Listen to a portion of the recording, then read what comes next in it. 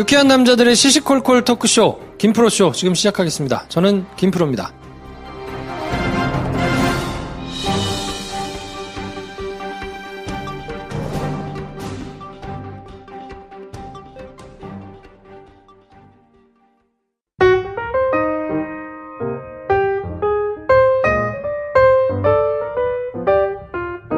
장편 영화를 준비하고 계신 배준현 감독님 나오셨습니다. 안녕하세요, 배준현입니다. 네, 메가박스 황인지 대리님 나오셨습니다. 안녕하세요, 황대리입니다. 네, 저는 영화 좋아하는 김프로고요.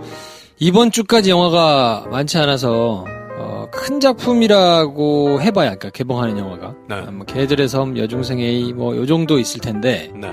지난주 개봉했던 영화들이 아직 많이 잡혀 있고, 맞아요. 그래서 이제 이번 주는 사실 개봉하기 별로 없어서 걱정이 돼요. 얼마나 많이 들을까. 그러니까 진짜 처참하게 안 들을 수도 있겠다. 그래서 버닝과 같은 선택을 한 거죠. 그래? 무슨 소리야? 초장부터 왜 그러는 거야? 네. 아무튼 좀 걱정이 되기는 하는데 이번 주에 황대리와 같이 저희 셋이 하는 영화 여중생 A인데 한 줄 평 보내주시는 분들 중에도 아무도 없어요? 하나도 없대요. 야, 보신 분들이 없는 거지. 그러게. 그러니까 시간 자체가 별로 없고 토요일날 오전 이제 10시 영화가 있어서 가서 봤는데 우와 아무도 없더라. 아무도 없었어? 네. 영화 시작할 때 몇 명 들어오던데요. 네. 저는 점심 때 봤는데 여중생들이 바글바글 하더라고. 아 진짜. 나도 그랬어. 출연자 때문에. 엑소의 힘이 엑소의 힘. 그치. 깜짝 놀랐어요. 그래서 텅 비었길래 이거 뭐 스코어가 얼마나 되려나? 그리고 봤더니 3만을 넘은 거야. 그러니까 저희가 이제 토요일 저녁에 녹음을 하고 있으니까 금요일까지 스코어가 3만이니까 이게 무슨 일이야? 완전히 엑소가 엑소가 나오더라고. 엑소는 나와서 알았어. 나와서 이렇게 찾아보다가 그래서 모든 게 다 이해가는. 그쵸. 약간 그때 상황이. 네. 저희도 그런 사람이 되고 싶어요. 엑소? 네. 프로듀스 거기 가. 우리가 다양한 주제에 대해서 녹음하고 있지 않습니까? 네. 뭘 얘기해도 우리가 얘기했다는 이유만으로 사람들이 찾아주는 그런 아이돌, 팟캐스트계의 아이돌. 그래? 다음 얘기하시죠. 가능한 옵션인지를 잘 모르겠어서 당황스럽네. 네. 그렇습니다. 그래서 선물 드려야 되는데 영화평이 없기 때문에 다른 거라도 보내줘야죠. 그러면 이렇게 할 거예요? 여름 잠깐 띄엄띄엄해 이제 막 그래. 라면 끓이듯이 지금 그러니까. 온 거를 아니 여중생 없으면 다른 거 써주시는 분들은 뭐가 돼? 그러니까. 다른 거 그런 거 뽑아줘야지. 그러니까. 그리고 말이야. 책도 누가 봐도 슬기로운 감정 생활을 줘야 될 것 같은 사람한테. 그렇지. 뭐. 계속 과거로 푸니쿨라 뭐 이런 거 주고. 과거 때문에 힘들어하는데 과거로 돌아가는 책 주라고. 일부러 매기는 건지 말이야. 지금 약간 하여튼 그래요. 요리 에피소드를 한 다음에 좀 쌓인 게 있는 게 아닌가 저한테. 그러니까. 약간 돌려서 매기는 지금. 맞아. 네. 아니면 요즘 뭐 바인다이닝 우리가 준 거 일루나 바쁜가? 뭐 이런 생각도 들고. 그러네요. 자, 그래서 다른 영화 한 거 드릴게요. 체리 0501님? 볼드 저널 드리고요. 방랑 명랑 식객님은 IP 프리티 이거 저희 롯데에서만 하는 거여가지고 단독으로. 네. 못 드렸는데 아무튼 요 분께 드리고요. 네. 온 가족이 함께 바르는 영양 보습 크림, 아이스크림 크림 튜브형이 출시가 돼가지고 지금 뭐 게시판에서 팟빵 게시판을 중심으로 계속 인증하고 뭐 이러고 계신데 각종 본인 SNS에 네. 인증 해시태그 잊지 말아주시기 바랍니다. 네네. 하여튼 많이들 구매해주시고 또 김포쇼 듣고 사셨다고 좀 호들갑도 좀 떨어주시기 바랍니다. 샤워 후 사랑받는 남자가 되자 향수 비누 헤이브로 올인원 파워바. 품격 있는 고객 중심 컨설팅 올바른 보험은 올보넷이죠. 대표님 연결해가지고 얘기도 들었는데 네. 전화는 무료니까 진짜로 궁금하시면 일단 많이들 전화 한번 해보시면 좋겠어요. 네. 자 그럼 저희는 잠깐 광고 듣고 영화 이야기 시작하겠습니다.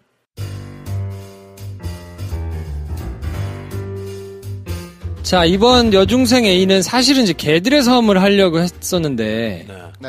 워낙 시간이 없어서 CGV는 아트하우스 있는 극장에서만 하고 네. 메가박스도 이제 시간이 워낙 없어서 이걸 저희가 개봉하고 찾아보고 녹음하러 만나기가 안 맞아가지고요. 네. 그나마 그거보다 많은 여중생 A를 골랐는데요. 예매율도 훨씬 높기도 했고 네. 영생이가 3대 극장에서 개들의 섬은 볼라니까 아침 한 번 하는 극장 태반 그러니까요. 뭐 이렇더라고요. 그래서 이런 말이 있죠. 장고 끝에 악수 든다. 자꾸 이럴 거야. 우리 쌈장 막장 있듯이 얘 자꾸 초치니까 초장이라 그러죠. 초장 괜찮네. 초장이야. 자꾸 초를 쳐. 초장 좋아하는데. 네. 자, 그래서 여중생 A 이거는 웹툰으로 인기를 끌어서 네. 요거 이제 보신 분들이 조금 계실 텐데 네. 저는 사실 영화를 보고 괜찮은 웹툰을 보려고 그랬거든요. 아, 그랬군요. 네. 뭐 더 얘기하지 않겠습니다. 점점점이구나. 이 웹툰 보셨어요? 네. 저는 사실 이건 찾아본 게 아니에요. 이거 나왔을 때 봤어요. 아, 그냥? 네. 너무 좋아가지고. 아, 진짜? 네. 전작도 있거든요. 그 전작은 제가 다 찾아보진 못했는데, 아이들은 즐겁다라는 웹툰도 있는데, 그 웹툰은 연재 종료되고 한 1, 2년 지나갈 때까지 9.9점이 안 떨어졌고. 그래요? 네. 그리고 이 여중생 A도 평점 9.9로 계속 유지됐던, 상도 받고 했던. 허우86? 허우86 작가의. 작가명이 허우86인데. 네. 이건 뭐 그러면 아이들 얘기를 주로 다루나요? 네. 그리고 반복되는 모티브가 있는 걸 보면 자전적인 얘기가 많이 섞여 들어가지 않았을까. 그러면 하는 생각이. 웹툰계 윤가은이에요? 오, 그거 비슷하네? 네? 그러네? 네. 한번 찾아볼까?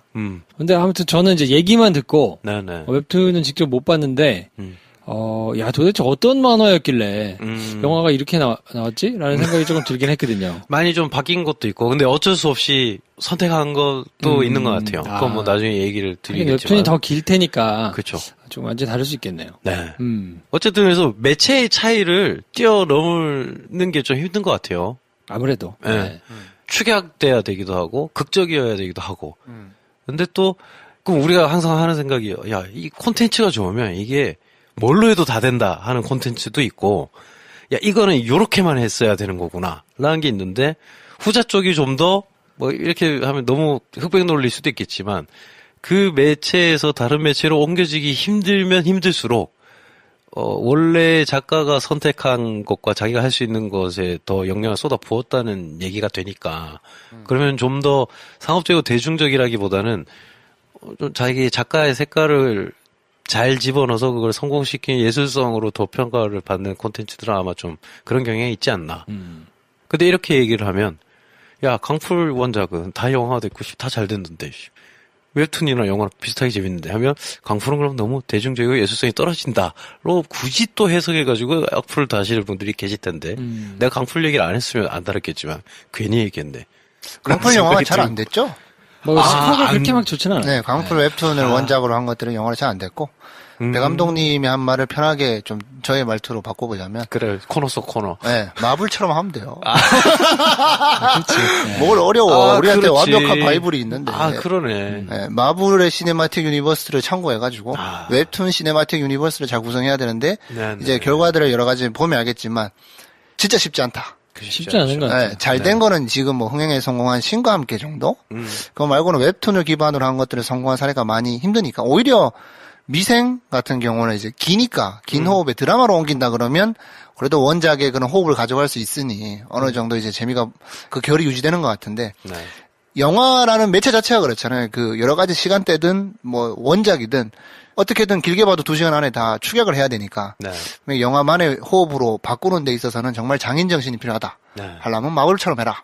바이블인 마블처럼. 네, 뭐 그밖에 없죠. 뭐. 잘하는 사람들이 붙어가지고, 그러니까 원소스 멀티유즈 얘기하는 게 저는 약간 좀 언제부턴가 공허하게 들리더라고요. 그러니까 그렇게 뭔가 효율성을 따져가지고 엉벙덤벙 그냥 호락호락하지 않다. 그렇죠. 네, 그렇죠. 각 분야의 각 채널별로 특성이 다 있잖아요. 네. 그 특성에 맞게 이제 그걸 최대한 잘할 수 있는 베테랑들이 모여가지고 해야 네. 해도 될똥말똥한데, 맞아요. 뭐 DC는 돈이 없어서 그러나요? 그렇지. 네.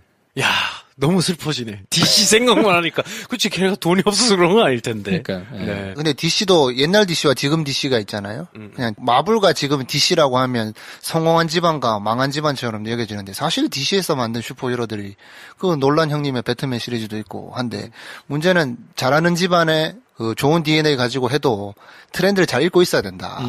이거 괜히 비장한 컨셉으로 계속 나가면 안 먹힌다. 웹툰이 특히 또 트렌드나 또 여러 가지 취향을 많이 타는 거기 때문에, 신과 함께가 성공했다고 또 전부 다 신과 함께처럼 해서 또 해결되는 문제는 아닌 것 같고, 네. 결론적으로 굉장히 어렵다. 이건 뭐 웹툰이 잘 됐으니까 영화가 잘 된다라는 그런 아니야 생각은 좀 힘들지 않나. 네. 되게 있어 보이는 멘트인데? 그러게. 괜찮았어? 아무튼 뭐 이런 얘기를 하는 거 보면 네. 좀 불안불안하다. 무슨 얘기를 애들이 하려고 그러나 네. 뭐 이런 생각 하실 텐데, 일단은 김프로의 줄거리 소개로 영화 이야기 먼저 시작하겠습니다. 네.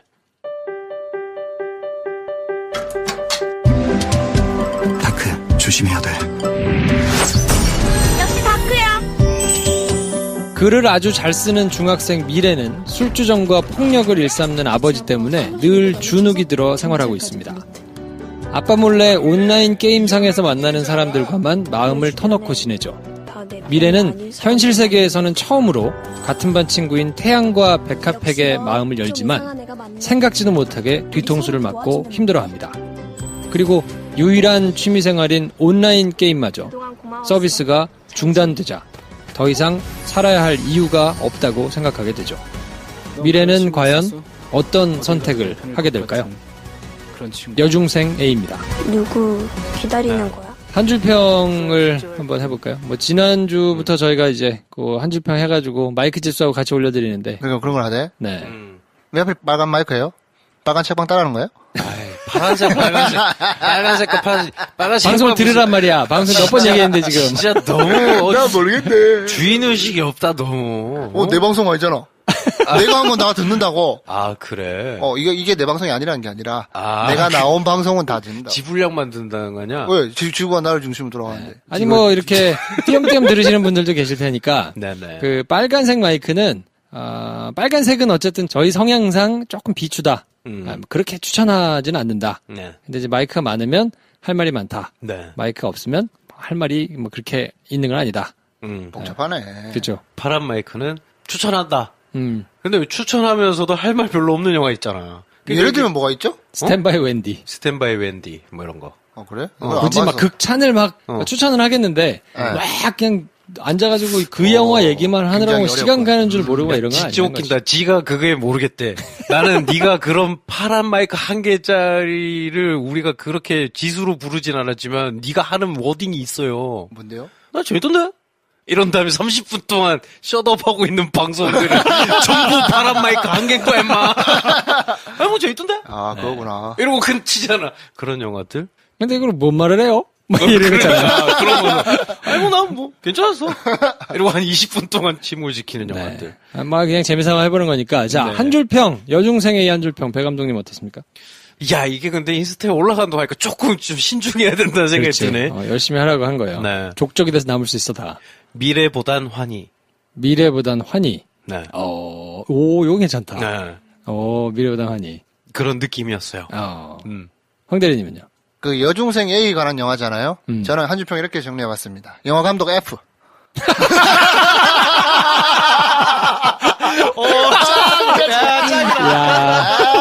짱이다. 여중생 A, 영화 감독 F. 야, 너 쉬어. 내가 아버지 확실하게 하고 싶다고. 대박이다. 그러네. 임팩트 있네. 임팩트 있네. 제가 제일 재미없는데요? 저는 약간 진지하게. 네. 진지 빨았어. 너무 열받아가지고. 그럴 수 있지. 중등의 삶도 얼음만큼 깊다. 네. 쩝. 그렇죠. 네, 쩝을 붙여야 돼, 쩝. 쩝을 안 붙이면 얼마나 깊다. 좋다는 얘기인가? 약간 이렇게 될 수 있으니까. 네. 기본 정보 한번 훑어주십시오. 영화 감독 F. 네. 황대리의 기본 정보입니다. 여중생 A, 스튜던트 A 되겠습니다. 114분이고 12세 관람갑니다. 6월 20일 날 개봉했고요. 감독은 이경섭 감독입니다. 출연진은 김한희, 김준현, 유재상, 정다빈, 정다은, 김현빈, 이종혁 되겠습니다. 아역 배우들이니까 이름만 읽어서는 잘 모르시겠지만 보면 다 아는 배우들입니다. 거의 뭐 그래? 아역 다 알아요? 메인으로 나오는 김한희 배우 같은 경우에는 거긴 뭐, 곡성, 그다음에 유재상 배우 같은 경우에도 우리 4등 4등. 네. 많이 컸더라. 진짜. 네. 제작은 영화사 울림으로 돼 있는데 영화사 울림 보니까 2012년도에 영화 간첩으로 시작한 제작사인 것 같고 문제는 여기에 이제 최초와 최초의 만남이 있어요. 옛날 정확한 건 아닌데 풍문으로 듣기로는 네이버 웹툰에서 처음으로 제작한 영화입니다. 그런 것 같아요. 네. 네. 네이버 웹툰 시그널이 돌아간 거를 본 적이 없는데. 네. 네. 그 처음 하면서 이 영화 업계 지금 지갑 변동에 대해서 그 내부자 두 분께서 잘 얘기해 주셨잖아요. 그 중에 주요하게 좀 언급 안 된 것 중에 하나가 네이버 웹툰. 그냥 웹툰을 가지고 영화 만드니까 웹툰이 참여했겠지라고 보기엔 네이버로 하는 규모와 그들이 직접 손을 뻗었다라는 거에 있어서 앞으로 그러면 많은 웹툰들이 그냥 판꼬만 팔고 끝나는 게 아니라 이런 상상을 할 수 있게 되겠죠. MCU가 아니라 NCU가 나올 수도 있겠네. 그 다음에 롯데시네마 아르떼. 감독 F. 롯데 엔터백업 이렇게 뜨죠. 네. 이렇게 뜨는데 더 구체적으로는 롯데시네마 아르떼 배급입니다. 끝나고 그렇게 뜨는데 뭐냐면 CGV 아트하우스가 이제 뭐 다양성 영화만 배급하다가 그 뭐 수입해서 하다가 직접 이제 제작하기도 하고 그러잖아요. 그런 것처럼 롯데시네마에서 처음으로 아르떼라는 이름을 달고 배급하는 작품이 요거다. 좀 작은 영화, 작은 한국 영화를 직접 배급하고 투자하고 요런 것까지 하는 어떻게 보면 롯데시네마가 이제 롯데컬처웍스인가 그걸로 좀 나눈 다음에 본격적으로 엔터 사업을 챙기기 시작했잖아요. 그런 흐름과 맞물려 가지고 작은 영화도 아트하우스처럼 이렇게 따라가는 모습. 메가박스는 뭐 하나? 뭐 이런 생각이 들어옵니다. 제작비가 나왔나요? 얼마나 돼요? 이게 확인이 안 되더라고요. 많지는 않겠죠. 근데 네, 뭐 이렇게 그죠? 영화 보는 내내 저는 그렇게 영화가 나오면 네. 장소가 어딘지를 혼자 막 찾아요. 네. 저거 역 어디지? 저 어디지? 막 이거 막 그래서 버닝 그 처음에 막 시작하는 데는 그 태평 백화점 이수역 거기거든. 그 메가박스 이수 있는 그 건물 막 그렇게 나오기 길 건너가지고 거기잖아요. 이것도 너무 눈에 밟히는 거야. 저거 어딘데? 우리 사무실 앞이에요. 뭐? 그 토끼가 뭐 그래. 별다방 미쓰리가 이거 저 파리공원이에요. 파리공원. 그러니까 나도 보면서 저기 심지어 나와 우리 사무실이. 우리 사무실 전경이 나와요 이렇게.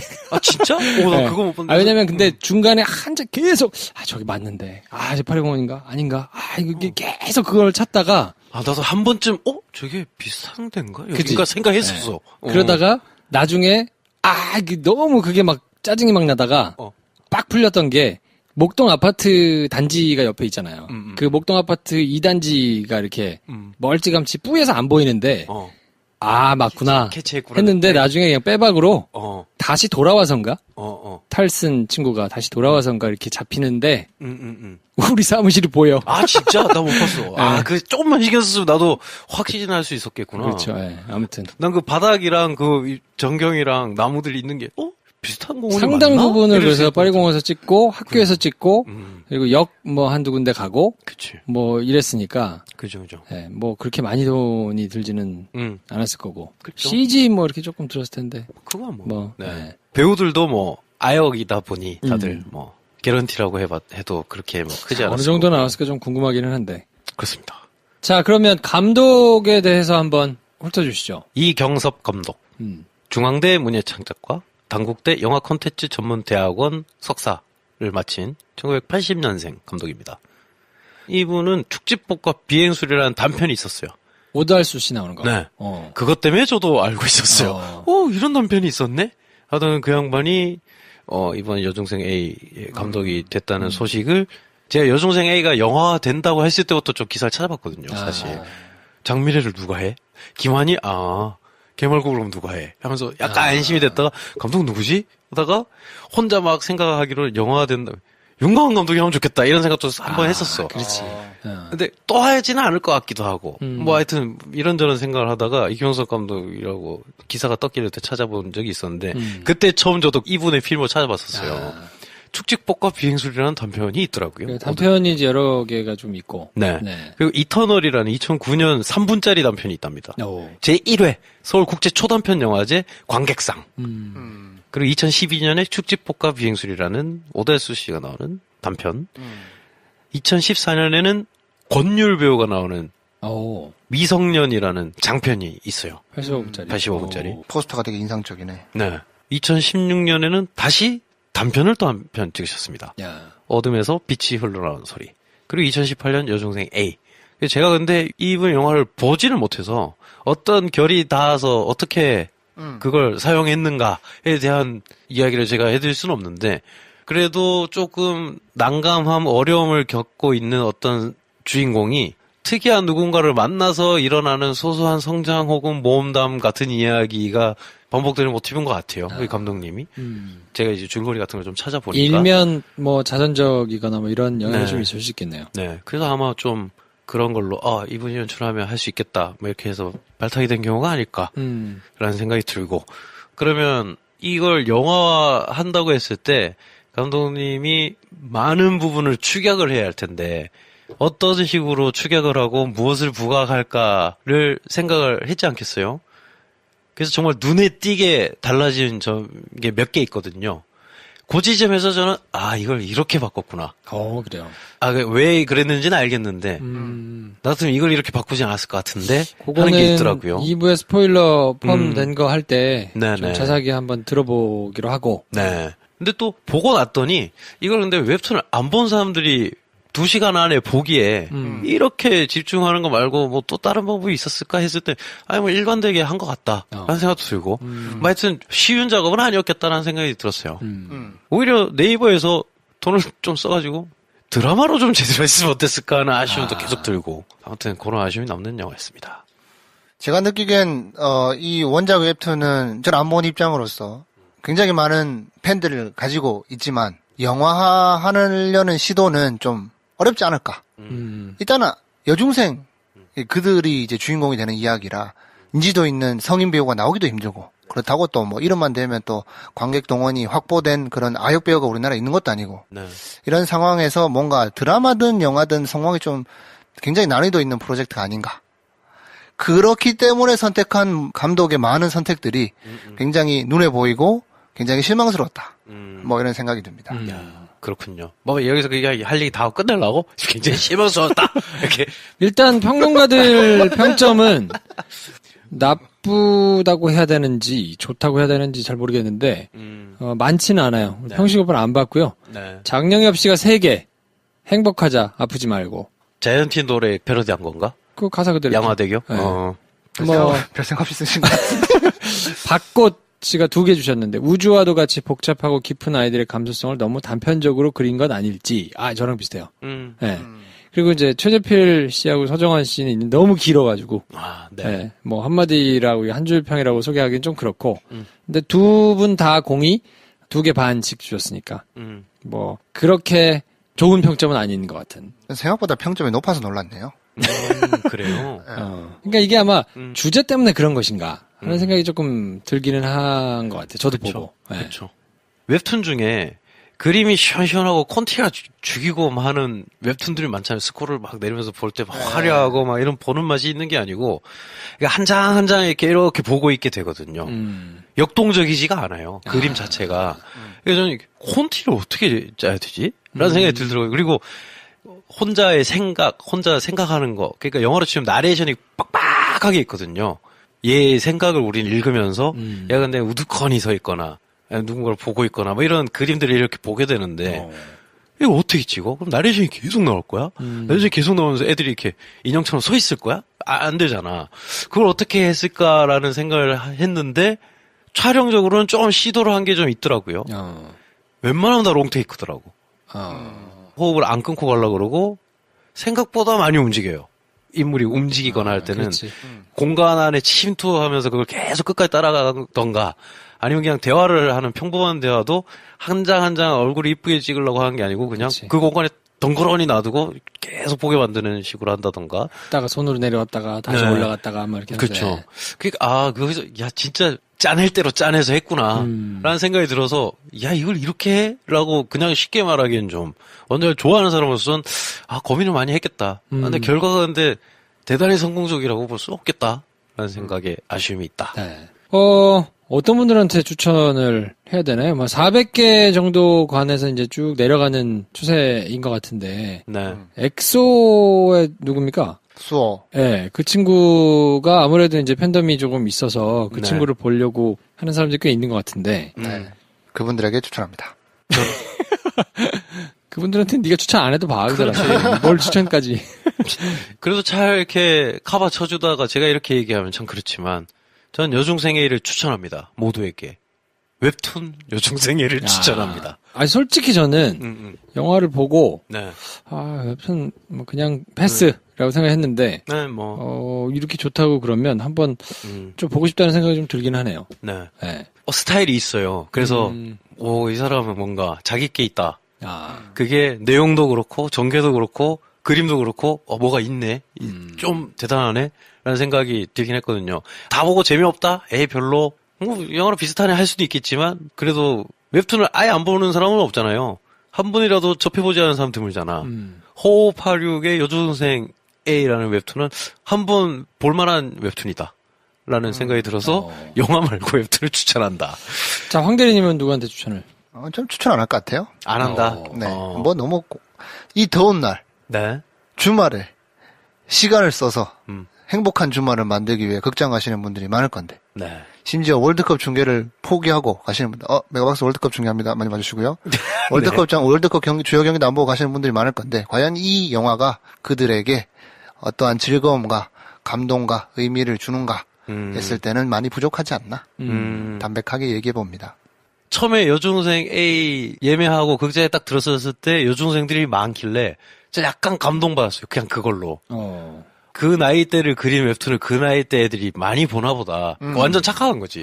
엑소 때문이었던 건데. 처음에 약간 감동받았어요. 근데 얘네가 그러면 주인공이 뭐 할 때마다 이렇게 반응이 있어야 되잖아. 그게 아니더라고. 쟤 때문에 왔구나. 엑소 할 땐 반응해요? 막 소곤소곤하고 막 좋아하고 막 이래. 그러니까 그 약간 설레하는 분위기가 막 느껴져요. 저기 쟤야 누구지? 나중에 찾아보니까 걔 엑소더라고. 근데 하긴 이렇게 손 잡는 나오잖아요. 그때 이렇게 막 오 하거나 막 막 욕하거나 막 이러는 사람들이 있겠다 싶은 생각이 조금 들긴 하던데. 근데 막 자기들끼리 막 좋아해. 막 좋아가지고 소곤소곤하고 막 이렇게 막 움직이고 하는 게 막 극장을 막 들썩들썩하게 만들거든요. 근데 나는 개인적으로 해서 에이씨 약간 김이 빠진 거죠. 그 웹툰을 보고 우리 얘기도 하고 본 게 아니구나. 물론 그런 애들도 있겠지만. 근데 옆에 여중생들이 가득한 섹션이 있었어요. 가운데 쪽에. 저는 약간 사이드에서 봤는데 거기 마치 섬처럼 커플 둘이 둘러싸여서 보고 있었거든. 그 커플 둘이.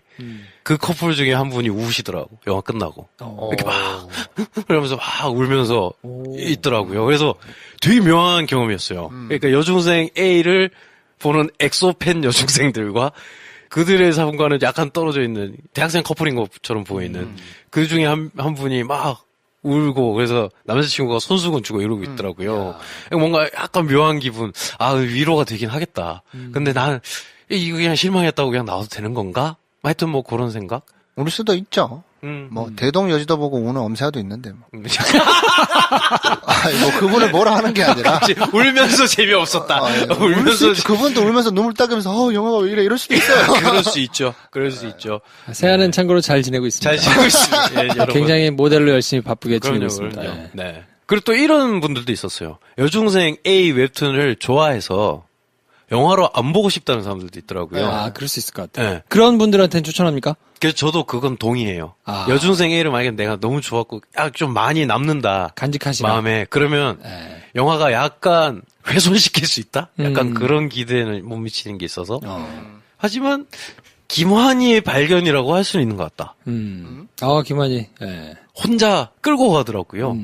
그 나이 때 그런 성격이 뇌를 연기하는 김환희가 보일 때도 있고, 저는 그런 생각을 못하게 그냥 탁 몰입시킬 때도 있고, 되게 영리하게 스케이프를 하면서도 힘있게 연기를 하더라고요. 이렇게 말하는 게 몇 명이 될지 모르겠지만, 곡성을 보고 김환희의 팬이 되신 분들은 반드시 보시라. 자라가는 모습을 볼 수 있습니다. 네. 저도 뭐 단순히 김환희 배우는 곡성 때 워낙 인상 깊은 연기를 보여주기도 했고, 혹시 아이돌 출신의 가수가 연기를 한다고 해서 색안경 끼고 보지도 않아요. 네네. 그냥 그 역할에 맞으면 저는 당연히 할 수 있다고 생각하는데, 그리고 연기도 잘 했다고 생각해요. 네. 문제는 연출이다. 이 안에서, 이 세팅에서 이 배우들이 그 이상 할 수가 있었을까? 이런 생각이 드는 지점이 있다는 거지. 네. 이걸 또 엑소 팬들을 고려해서 하는 발언도 아니에요. 그냥 연기 저는 잘하더라고요.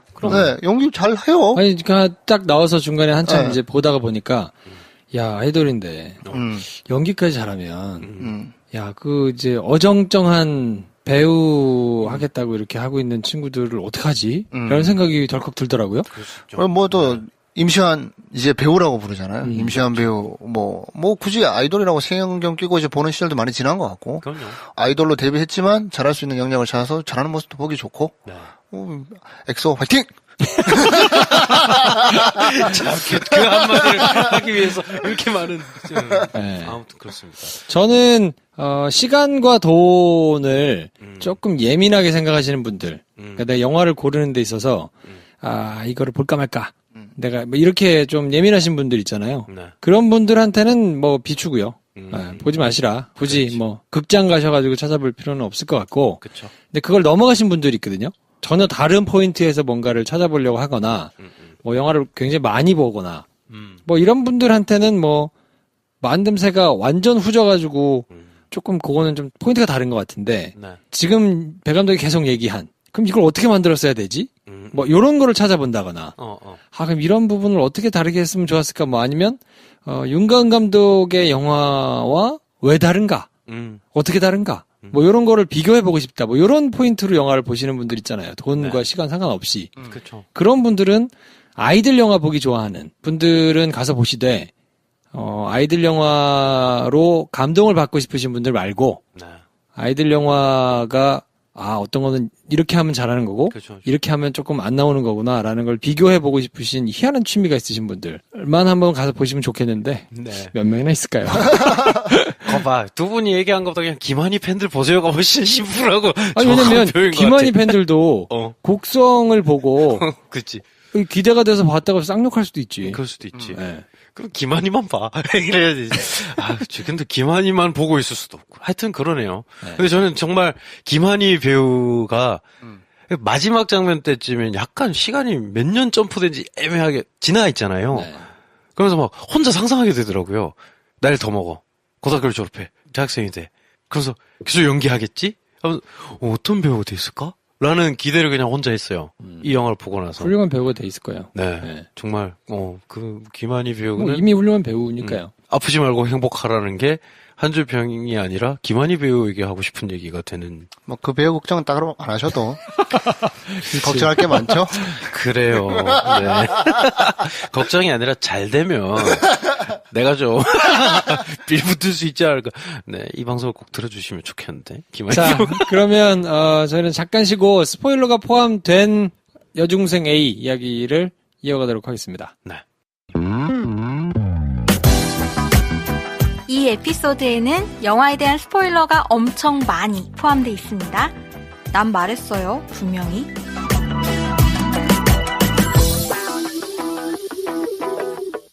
네, 스포일러가 포함되어 있는 여중생 A, 여중생 A 영화에 등장한 스튜디오에서 녹음 중입니다. 그렇지. 네. 언제 나오냐면 네. 나중에 그 엑소가 엑소가 왜 친구 만나려고 기다리잖아요. 네네네. 그 남자 자기가 괴롭혔다고 하는. 그쵸. 네, 그래서 그 친구를 이렇게 막 끌어안고 하니까 뿌리치고 어쩌고 다시 가고. 너 머리가 안 어울린다. 이러고. 그런 얘기 할 때, 제가 너 머리가 안 어울려 할 때쯤이었던 것 같아요.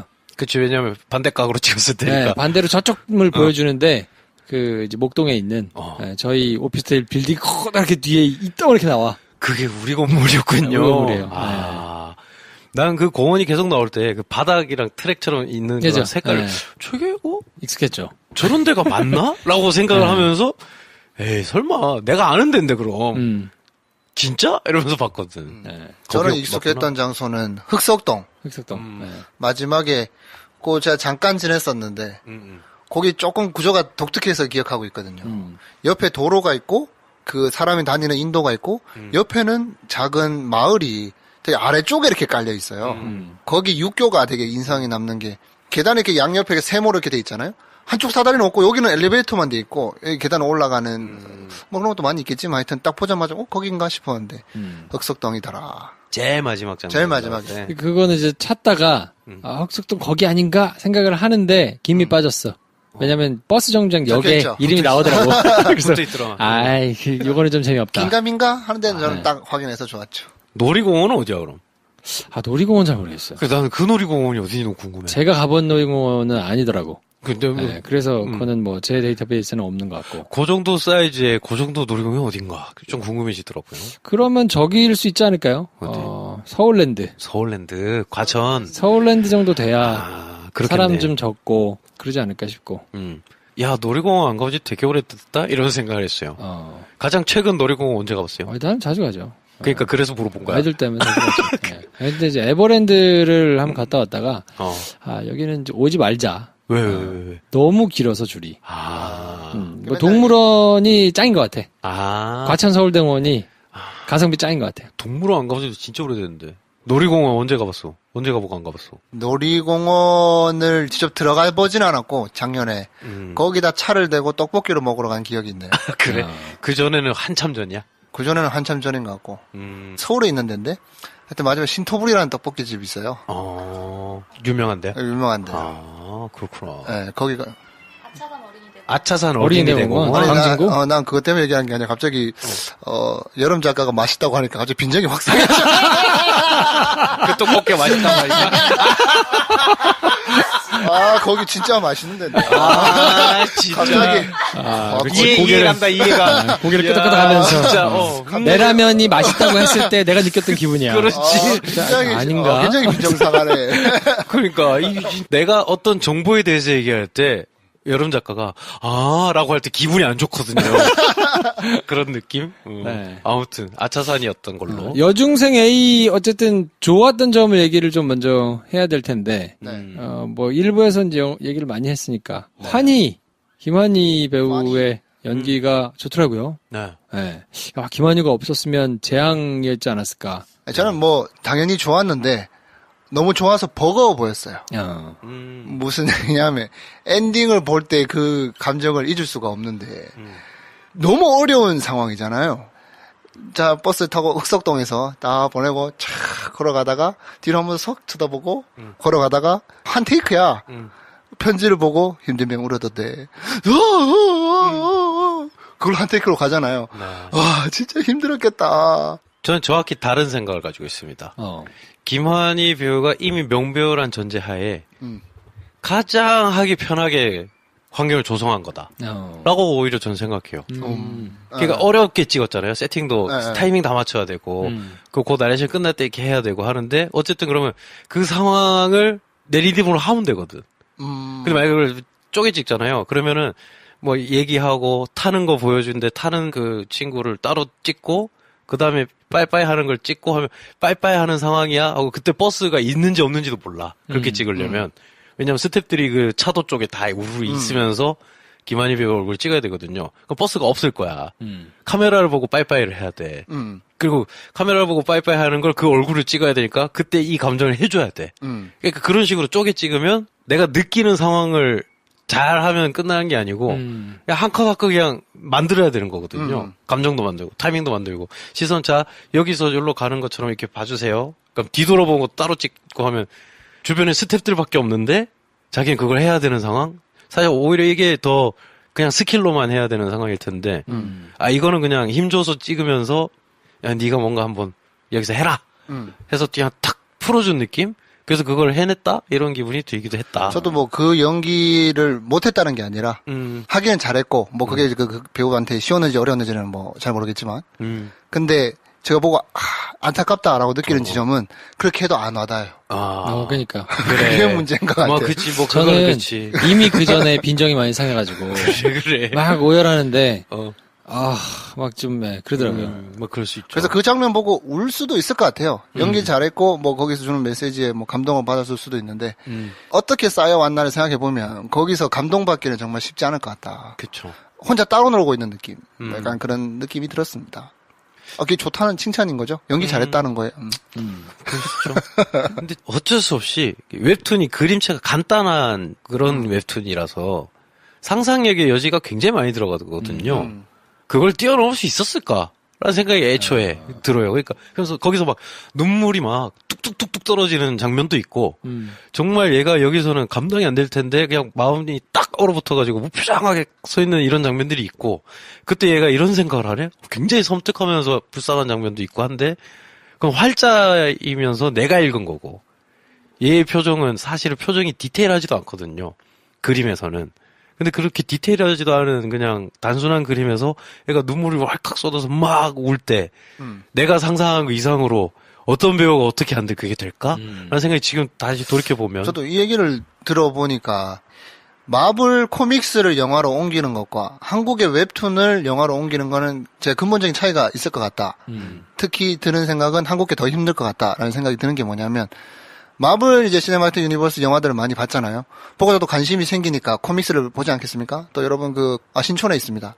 메가박스 가면 그 계단 아래 마라빵이라고 있어요. 그 가면 그 마블 책들 코믹스 다 있거든요. 네. 전 직원이니까 또 가서 뭐 계속 볼 수 있을 거 아니에요. 볼 때 실패했던 게 기억났어요. 왜 실패했냐면 마블 코믹스는 대사가 진짜 많아요. 그림에 거의 뭐 많이 쓰는 부분은 뭐 거의 반 이상, 반의 반 정도로 찰 정도로 엄청 길게 적혀 있어요. 이게 뭐냐면 기본적으로 서양 언어권에 있는 코믹스니까 대사로 처리하는 부분이 굉장히 많아요. 말도 많고. 근데 방금 배 감독님이 설명해 주셔서 한국 웹툰을 볼 때 느껴지는 감상을 떠올려 보니 여백과 생각을 넣을 수 있는 부분이 한국 웹툰은 훨씬 더 많은 것 같아. 이 차이에서 이걸 영화로 옮겼을 때 좀 약간 난이도가 다르지 않을까. 이제 감독 역량에 따라서 차이가 확확 날 그럴 수 있죠. 수밖에 없는 뭐 그런 상황이긴 하네요. 네. 황대리가 그 녹음하기 전에 이제 얘기를 하는 거에 공감을 많이 했는데 플롯이 생각보다 탄탄하다. 그래서 이거는 연출을 잘했으면 굉장히 좋았을 수 있겠다라는 생각을 했는데 저도 사실 이제 그 생각을 보면서 했거든요. 네. 왜냐면 이제 이해는 되는 거예요. 얘가 예쁘장하게 생긴 친구가 백합이가 와서 잘해준 것도 이게 나중에 보면 이제 납득이 되잖아요. 큰 플롯을 보면 그렇죠. 글 자기 공모전 나가려고 왕따인한테 접근해서 잘해주고 근데 그걸 보고 이제 짝사랑하는 남자애가 백합이 때문에 와서 얘한테 잘해주고 뭐 그러다 알고 봤더니 뒤통수 맞고 뭐 이런 게 야 되게 진짜 괜찮네. 네. 근데 왜 저렇게 했을까? 전혀 안 오네? 라는 생각을 저도 하면서 봤거든요. 그래서 이게 플롯이 괜찮다는 생각을 하게 된 게 빼놓을 수 없는 게 또 요 시대 때 요 아이들 이야기를 한다고 하면 이제 윤가은 감독의 우리들을 얘기하지 않을 수가 없잖아요. 근데 사실 그 우리들이란 영화도 제가 지금 떠올리기에 기억에 잘 사는 집에 못 사는 집에 친하게 지내다가 갑자기 좀 약간 철 들어가지고 그것 때문에 약간 어색해졌는데 잘 지내게 됐다. 그냥 이거 공학적으로 풀어보면 너무 심플한 이야기 그냥 플롯인 거잖아요. 근데 그걸 가지고도 잘하면 연출을 잘하면 우리들 같이 나오는데 사실 여기에 비해서 이 여중생 A의 기본적인 이야기 플롯은 굉장히 괜찮다. 그렇죠. 애들 이야기, 여중생 이야기로 풀어갈 수 있는 여러 가지 제약들, 뭐 지구 평화를 이야기하고 그런 게 좀 힘들잖아요. 그래서 그 한계 안에서 이 정도 플롯이면 충분히 연출만 잘하면 우리가 공감할 수 있다. 근데 여기서 잠깐 한번 짚고 넘어가야 되는 건 여중생, 남중생 이야기로 지구 평화를 얘기할 수 있습니다. 네. 에반게리온이 지구 평화를 얘기하잖아요. 지구 파멸을 얘기하는 게 아니었어? 그래서 좋은 거예요. 에반게리온이 창세기부터 이야기하잖아요. 네. 에반게리온은. 근데 이걸 짊어지고 있는 건 신진한 중학생의 이야기잖아요. 그래요.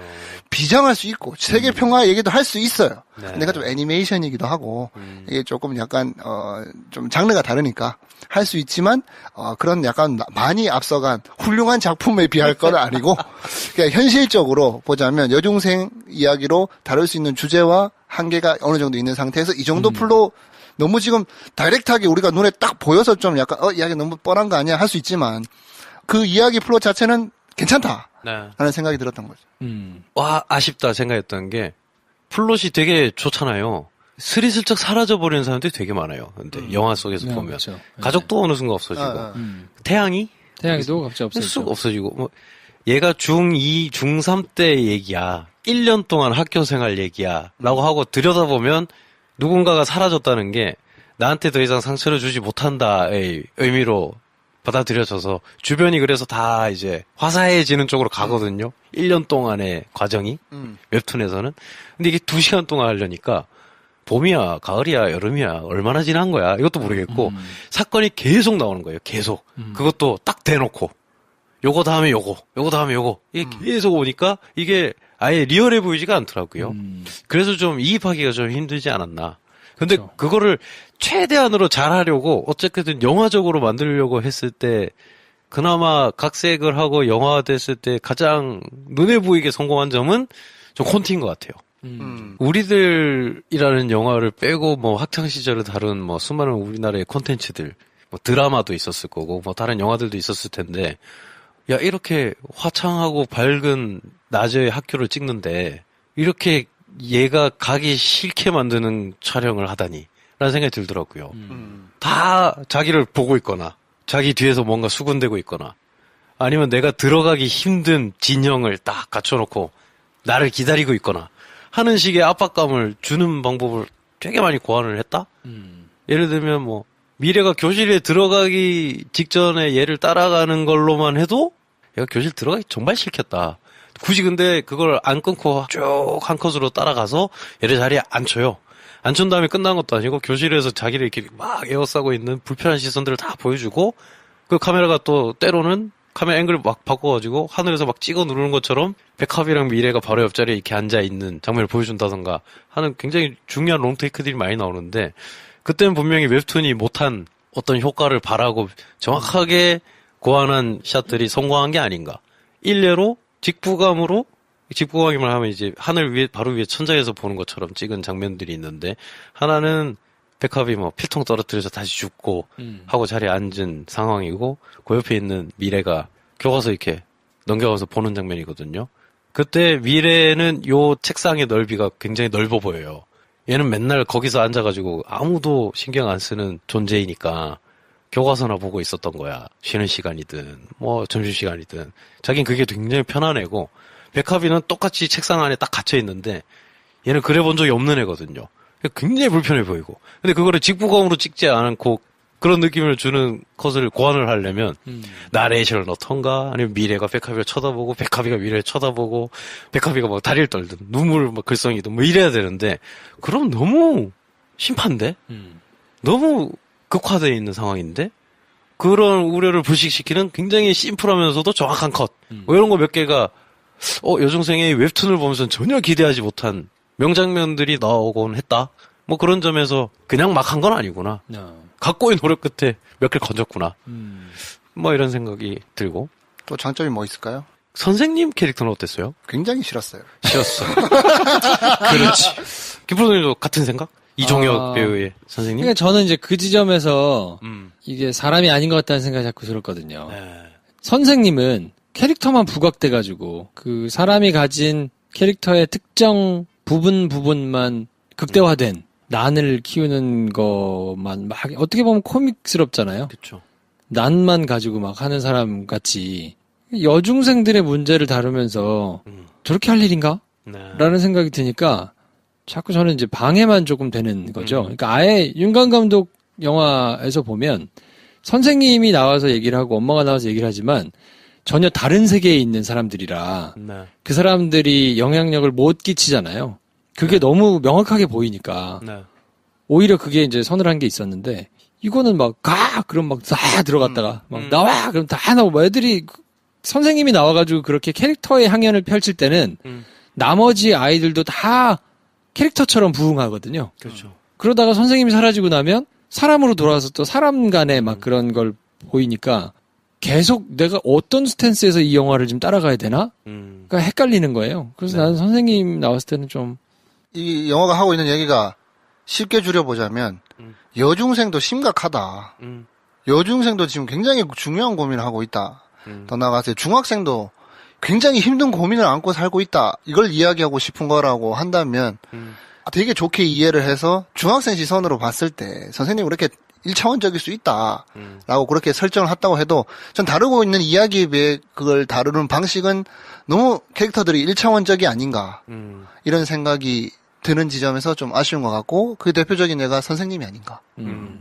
좋은 얘기를 어떻게 끌어볼 수 있을 거라고 제가 의도하고 얘기한 건 아니지만 어쩔 수 없이 단점으로 넘어가게 되는데.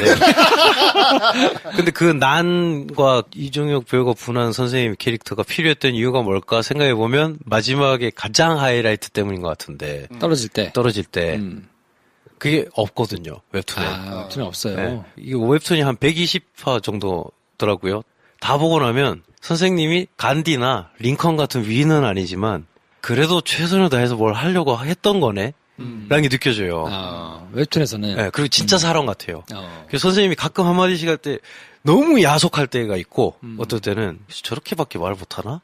나중에 지나보면, 그렇게 말해준 거구나. 대놓고 뭐라고 하고 그냥 넘겨준 거구나. 어떨 때는 보고 있었구나. 나중에 이게 다 밝혀지거든요.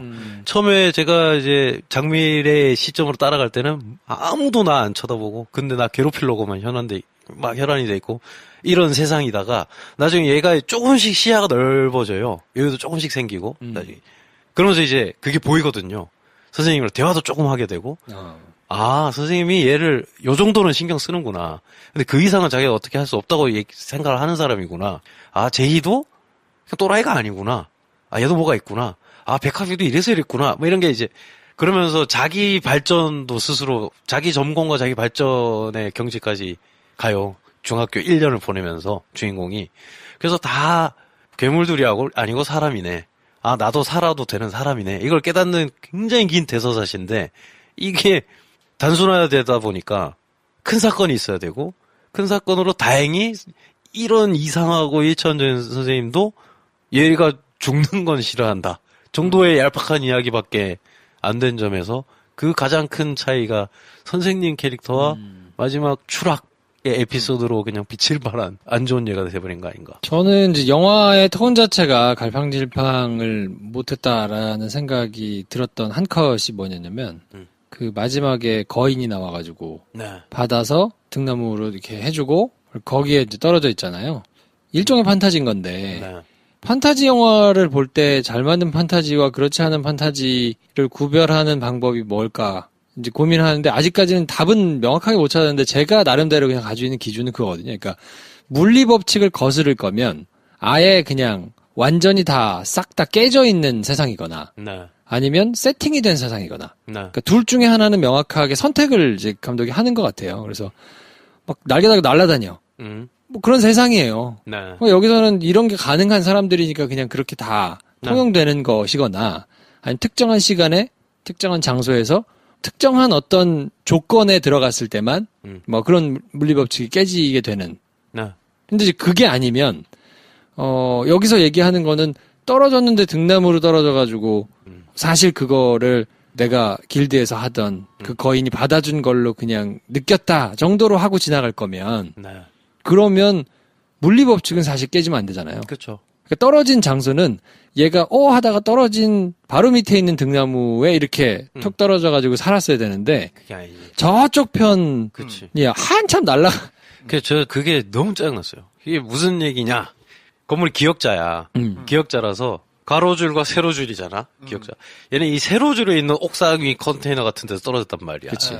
근데 등나무는 이 가로 한가운데 있어. 그러니까 떨어지면서 날아가야 도착할 수 있는. 한 50m 이상을 저쪽으로 붕 날아갔어야 떨어질 수 있는 건데 패러글라이딩처럼 쫙 가야 거기 도착할 수 있는 데다가 얘를 도착시켰다는 그렇죠. 거. 그러니까 이제 영화상에서는 CG로 거인이 바다다가 그 등나무 위에다가 딱 내려놔주고 떨어진단 말이에요. 네. 그래서 나는 어떻게 할 줄 알았냐면 등나무 밑에 떨어졌으니까 사실은 그 다음번 딱 보면 바로 그 자기가 떨어진 지점 밑에 등나무 있는데 어떻게 이렇게 걸쳐 있겠구나 라고 생각했는데 다 저 위에서는 저쪽 앞에를 바라보고 있고 소녀는 거기 떨어져 있는 거야. 네.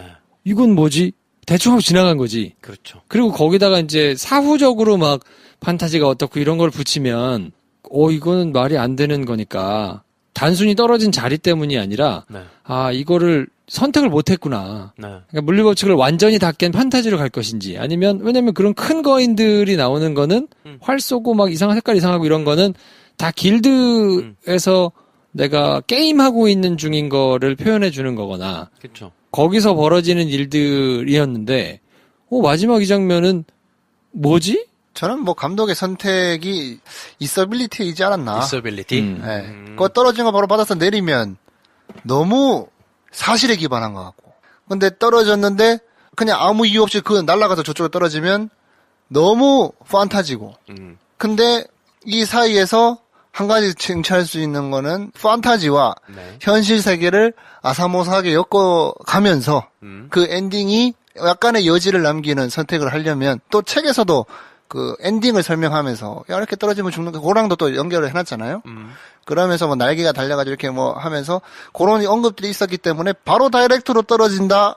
그러면 그 떨어지는 상황에서 그냥 쿠션만 거인이 이렇게 통 줘서 이렇게 통 내리게 되면 야 이거 너무 사실 기반이고 그러면 위 애들 너무 명백히 봤어야 되고. 근데 또 굳이 거인이 받아가지고 쭉 팔을 내려 굳이 반대쪽 멀리 그 말도 안 되는 저게 떨어뜨리는 이유는 아까 날아간다고 얘기하는 거 있었기 때문에 그거랑 좀 연결해가지고 좀 아사모사 이서빌리티한 연출을 선택한 게 아닌가. 네. 틀려먹었다는 거죠. 그러니까 그게 납득은 안 되는 것 같아요. 전 두 가지로 나눠요. 그냥 판타지 볼 때 뇌뇌망상이거나 세상이 바뀌었다. 세상이 바뀌었다가 이제 날개 달고 날아다닐 거고 뇌 내의 망상인데 그게 현실에도 어느 정도 영향을 끼친다. 마이 브레인. 네. 근데 현실에도 영향을 끼친 거 아닐까? 얘의 망상이 정도의 아사모사한 거라고 하면 거기서 떨어져서 등나무에 하필 걸쳐져서 산 걸로도 충분히 다행스럽잖아. 저 여기서 이 아이의 생명에 대한 정말 다행스럽고 모두가 보는 와중에 사람들은 그냥 떨어졌다가 나뭇가지에 걸려서 천만다행으로 산 아이를 보지만 얘는 그 마음속에 이건 걔가 날 구해준 거다라고 확신만 하면 사실 그게 그냥 연결이 되는 계산이 되거든요. 그러니까 아무 상관없잖아. 참 그럴 줄 알았어요. 네. 그리고 나무 모양이 그냥 손 모양이어도 돼. 그렇지. 그러면 그냥 그걸로 충분한데 그게 모자란다고 생각하는 거 자체가 저는 좀 걸리는 거예요. 왜 모자란다고 생각했을까 하면 더 극적이지 않으니까인 건데 그럼 애 목숨을 극적으로 죽을 뻔했는데 약간 얘가 희한한 일이 벌어졌다라고 하는 도구적으로 쓰였다 느낌이 드니까 그게 조율이 잘 안 됐으면 저는 좀 마음이 확 떠나가거든요. 그래서 사실 그리고 그 전에 심지어 난을 던지다가 얘가 위태롭게 있다가 아무도 거기로 푸시하지 않았지만 본인 자의로 거기에 올라가서 위태롭게 있으면서 난을 던짐으로써 선생님에 대한 어떤 저항과 이때까지 자기의 문제를 부식시키겠다는 생각을 했어. 애가 그런 생각을 할 수 있지. 거기 위에 위험하게 올라갈 수 있지. 그랬다면 이때까지 우리가 이 주인공을 정말 아끼고 배려하면서 바라보던 시선의 연장선상에서 그 영화를 계속 진행시키려면 걔가 선생님 손을 잡고 내려오던가 아니면 떨어질 뻔하는데 선생님이 잡아주던가 혹은 얘가 지가 단념하고 내려오던가 이래야 돼요. 왜냐? 난 거기서 얘가 죽어야만 걔 마음에 공감이 가는 게 아니거든. 근데 죽일 뻔했단 말이야. 근데 괜찮아. 얘는 이렇게 날라서 여기 도착할 거거든. 만든 사람은 거기까지 생각한 거죠. 그러니까 얘의 목숨이 사라질 수도 있다는 걸 가지고 약간 딜한 느낌인 거예요. 클라이막스에 나한테. 원래 웹툰에서는 얘가 그냥 학교에 안 나오네?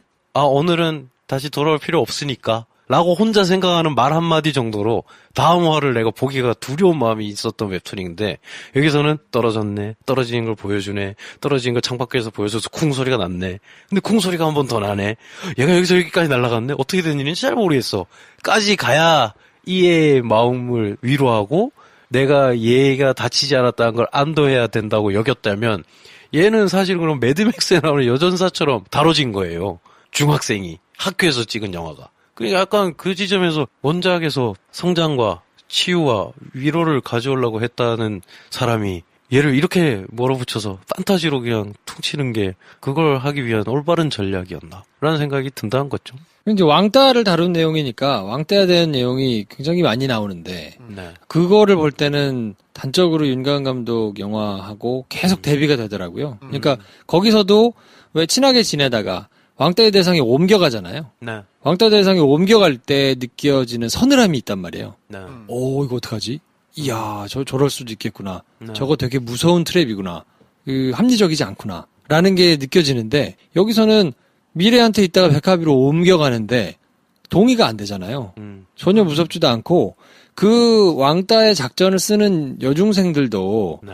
나름 치밀하단 말이죠. 네. 그래서 치밀한 계산과 뭐 이런 거를 해놓고 왕따들을 보통 하기 때문에, 네. 근데 여기서 너무 멍청한 거야. 그 부반장이었다 반장된 친구가 누구 시켜가지고 밖에다가 막 분칠을 해놨다가 그 나중에 걸릴 때는 되도 않는 막 설명을 하다가 혼나고 막 근데 처음부터 걸릴 거를 그렇게 몰아붙인다는 거를 다른 친구들이 또 다 수긍해가지고 말을 이렇게 하라고 소리 지르면 또 다 듣고 야 이걸 너무 그냥 생각이나 조사나 이런 게 좀 없었던 거 아닌가? 라는 생각이 좀 들어가지고. 저는 이게 뭐 하나하나 설명해 주시는 거에 비해서 저는 약간 퉁으로 다가오는 게 있는데, 용어가 왜 이래? 통으로? 토털리? 한 패키지로? 전반적인 정서로 다가오는 게 있는데, 원작은 영화에 빗대면, 원작은 윤가은 감독의 우리들 같은 느낌인데, 여중생 A는 약간 반올림이나 드림하이 보는 느낌이 있어요. 이 원작이 그게 아닌데, 이런 얘기를 이렇게 풀어버리니까 이 정도 이해도이면 왜 중학생 이야기를 굳이 감독이 연출을 하는가에 대한 생각이 많이 들더라고요. 뭐냐면 기본적인 정서는 중학생도 심각하다는 이야기를 하고 있는데 너무 중학생을 바라보는 어른의 관점으로 다 접근을 하고 있으니까 거기서 좀 동의가 안 되는 거거든요. 야, 여중생 얘기인데 왜 이렇게 비장하게 해? 지금 우리 그 얘기를 하는 게 아니라 우리는 충분히 여중생을 통해서 합숙된 우리 훌륭한 관객들이기 때문에 우리 집이 가난해서 친구가 우리 집에 와서 겪는 곤란이 너무 힘들다. 이게 난 굉장히 힘든 고민이었다는 걸 충분히 공감할 수 있는, 공감대를 건드릴 수 있는 사건과 배경이 세팅이 돼 있는데 거기 나오는 캐릭터들이 너무나 1차원적인 거예요. 너무 당연히 그냥 거기는 선생님이 애들을 바라보는, 애들을 대하는 관점으로 관객이 이 영화를 볼 거라고 생각하는 것처럼 배우들과 연기와 캐릭터들이 잡혀져 있으니까 답답하다는 이야기를 하고 싶은 거고, 또 굳이 거기다가 웹툰이라는 원작이 있으니까 거기 관련된 팬덤, 거기에 관객들 또 온전히 또 무시하지도 못하고 이런 상태에서 오는 감독들의 여러 선택들이 보는 관객으로 하여금 힘들게 만드는 영화가 아닌가. 차라리 이 얘기를 하지 말든가. 근데 그러면 또 어떤 해법이 있었을까 생각을 해보면 드라마로 만약에 만든댔으면 편성이 됐을까? 드라마는 좀 보기 좀 힘들지 않을까요? 그래서 저는 이 그쵸? 여중생 A라는 훌륭한 컨텐츠에 대한 해답은 여중생 A 2편이다. 괜히 딴 걸로 하지 마라. 웹툰 시즌2다. 네, 뭐 그런 게 아니 사실 중학생들이 주인공들이고 이게 뭔가 이렇게 되게 우리나라에 뭐 여중생 역할을 할 수 있는 되게 인지도 높은 배우가 있는 것도 아니고, 굳이 이걸 가능하겠다 싶은 거는 이제 윤가은 감독이 우리들이라는 영화를 만들어서 이 중학생들, 더 어린 애들의 이야기로도 정말 영화를 정말 잘 만들 수 있구나, 이 정도 확인된 거밖에 없는데, 이걸 가지고 네이버 웹툰과 롯데 아르떼가 붙어가지고 많은 예산을 들여가지고 이 영화를 가지고 흥행을 하겠다라는 목표를 잡고 간, 이 어려운 목표를 설정한 게 좀 약간 무리가 아니었을까. 근데 만약에 저는 윤가은 감독이 만들었으면 좀 전달이 되지 않았을까 하는 좀 아쉬움이 좀 있더라고요. 왜냐면 나와 있는 친구들의 연기의 톤이 너무 튀지 않았어요? 그러니까 환희하고 엑소 그 친구는 생각보다 연기를 잘하더라고요. 엑소 그 친구. 그리고 이제 4등에서 연기 잘했던 친구란 말이에요. 네. 근데 이 친구들이 모여 있는데 그 친구들 연기하는 거 말고 그 나머지 친구들이 하는 거는 거의 드라마 연기를 보는 듯한 굉장히 전형적인 연기들을 막 하니까 이게 클래스가 안 맞는 느낌이 끝까지 계속 가잖아요. 네. 배우들의 영화에서 보이는 연기력은 감독의 연출력에 따라서 많이 바뀔 수 있다라는 걸 새삼 체험한 영화가 아니었나. 그럼에도 김환희의 연기, 그러면 이 배우는 대단한 배우다. 이렇게 정말 말할 수 있는 정말 거지. 잘한 거죠. 예. 네, 정말 혼자 견인을 했다. 진짜 하드캐리했어요. 보고 보였다니까요. 이건 진짜 여중생 A 웹툰의 팬의 입장이다. 이 오늘 되게 특이한 위치에 제가 있는데 움직이고 말하는 걸 보는 게 좋았어요, 사실. 여중생 A. 장미래거든요, 얘 이름이. 네. 그리고 제 이름도 현재희예요. 그러니까 현재를 기쁘게 보내면 된다는 뜻인 것 같아. 장미래는 무슨 뜻이야, 그럼? 글쎄. 성장이야?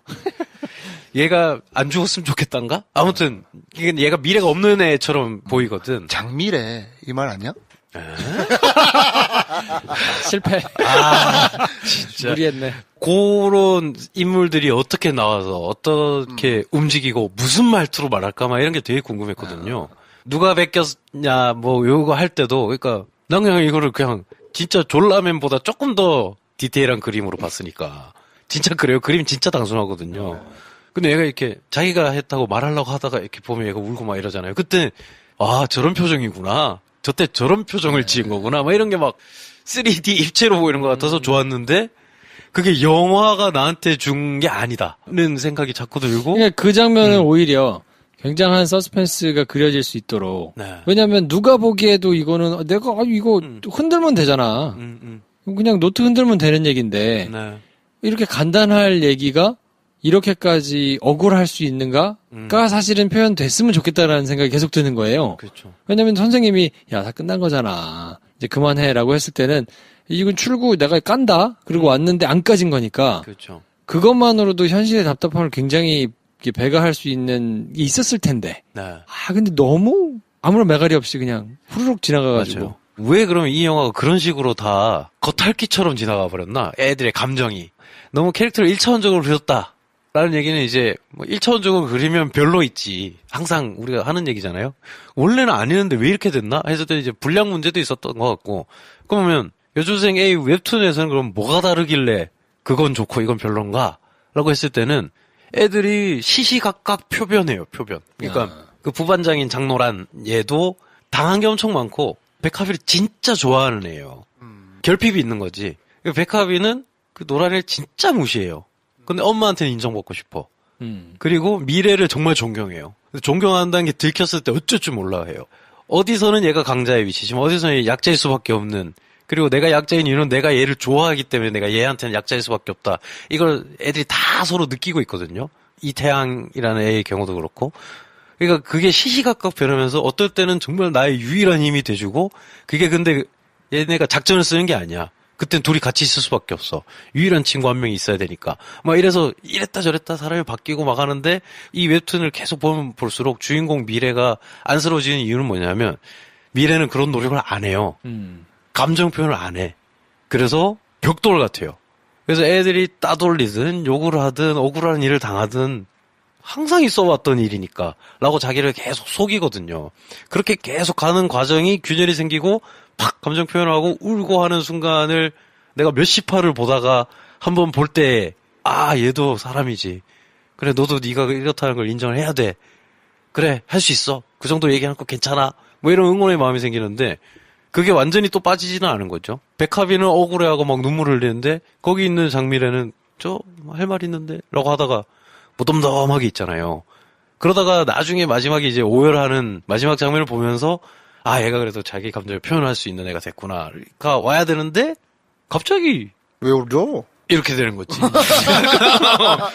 뭐 이런 게 약간 조금 생뚱맞았어요. 진짜 표현해야 되는 되게 미묘한 결은 다 빠지고, 사건은 그대로 들어가 있고, 그 사건의 해결 방식이 더 큰 판타지로 해결되면서 결국 내가 감정을 본 게 아니고 일어난 일들의 연속을 본 느낌. 그게 패착이 아니었나. 아, 우리들 다시 한번 보고 싶네요. 아, 갑자기 우리들 보고 싶다. 야, 김프, 우리 김프가 우리 2년 만에 용감 감독 우리들 다시 한번 꺼내보고 싶다고 하는. 아니, 그때도 좋았어. 아, 그럼 우리들은. 네. 용감 감독님이 이 방송을 듣고 어떻게 반응을 하실지 궁금하게. 방송 안 듣겠죠. 네, 만약에 들으신다면 팟빵 게시판에 댓글을 달아주시면. 아, 그래서 약간 아쉬움이 많이 남는다. 그렇다고 제가 판타지가 나온다고 막 탁 싫어하진 않거든요. 정말 잘 연결해주는 계단이나 문고리만 잘 있으면 좀 판타지로 확 넘어간 것도 되게 좋아하거든요. 근데 이건, 그러니까 좋아할 수 있는 건 다 들어가 있는데 좋아할 수 없게 만들어놨다라는 아쉬움이 있습니다. 자, 그래서 이번 주에는 원래는 개들의 섬을 하고 싶었는데 셋이 시간이 안 맞아가지고 개들의 섬을 못 보는 바람에 네. 여중생 A를 해드렸는데요. 다음 주에는 이제 기다리고 기다리던 영화들이 돌아옵니다. 오기 때문에 그러네요. 네, 마녀도 있고 시카리오도 있고 네. 뭐 하여튼 행복한 고민을 이제 할 때가 된 것 같습니다. 뭐 고민 별로 안 하는 것 같은데. 아니, 뭐를 화요일날 할 건가? 그렇지, 요거 그 이제 정도는 고민인 고민 거지. 됐지. 네. 두 개를 다 같이 하면 좋은데. 앤트맨은 그 다음인가? 7월 4일 날이 7월이군요. 네. 네. 뭐 하여튼 이제 대작들이 계속 이제 나오는 시기니까. 네.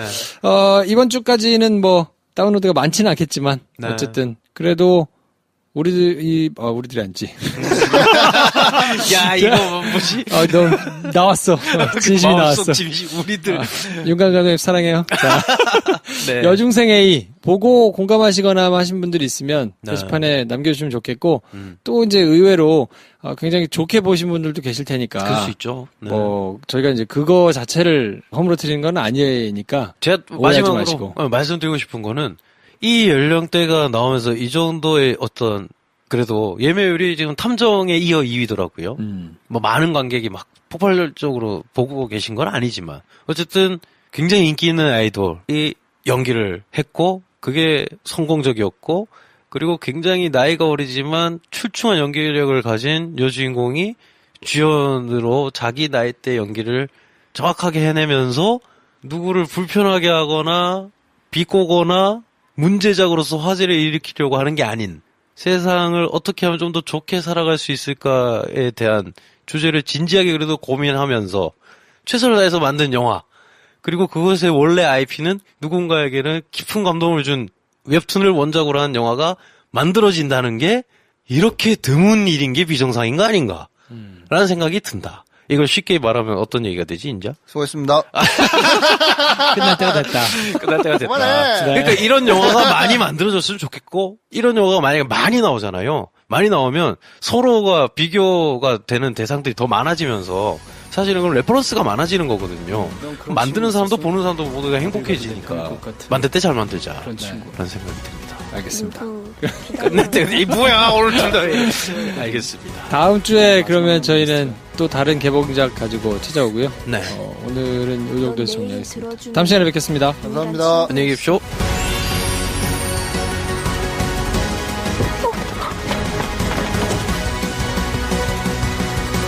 내가 너를 A라고 불러줄게.